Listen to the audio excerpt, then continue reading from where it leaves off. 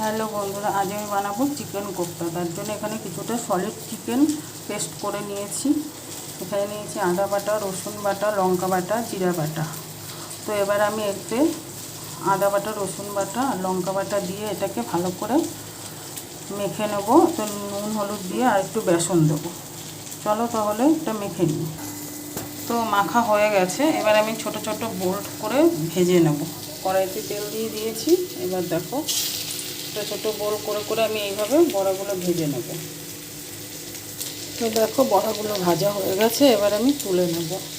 তো তুলে নিয়েছি, এবার আমি তেলে দিয়ে দেবো সাদা জিরা, তেজপাতা আর দিয়ে দেবো পেঁয়াজ কুচি করে রেখেছিলাম। পেঁয়াজ কুচিটা ভালো করে ভেজে আমি মশলা দিয়ে দেবো। তো পেস্টটা ভাজা হয়ে গেছে, এবার আমি নুন, হলুদ আর আদা রসুন টমেটোর পেস্টটা দিয়ে দেবো। এবার দিয়ে ভালো করে নাড়াচাড়া দিয়ে তেল ওঠা পর্যন্ত আমি মশলাটাকে কষাবো। তো মশলাটা কষানো হয়ে গেছে, এবারে আমি কিছুটা আলু কেটে রেখেছিলাম, আলুটা দিয়ে দেবো। দিয়ে এবার একটু ভালো করে কষিয়ে আমি জল দিয়ে দেবো। আলুটা কষানো হয়ে গেছে, এবার আমি জল দিয়ে দেবো।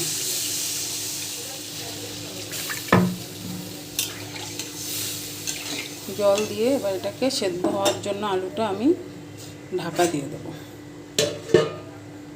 তো আলুটা সিদ্ধ হয়ে গেছে, এবার আমি কোফতাগুলো দিয়ে দেবো। দিয়ে একটু ফোটানোর পরে আমি নামিয়ে নেব। এবার আমার কোফতা হয়ে গেছে, এবার আমি একটু গরম মশলা উপর থেকে ছড়িয়ে এটাকে নামিয়ে নেব। তো আমি এটাকে নামিয়ে নিয়েছি, রেডি হয়ে গেছে আমার চিকেন কোফতা। যদি ভিডিওটি ভালো লেগে থাকে তাহলে একটি লাইক, কমেন্ট, শেয়ার করে দেবেন। টাটা।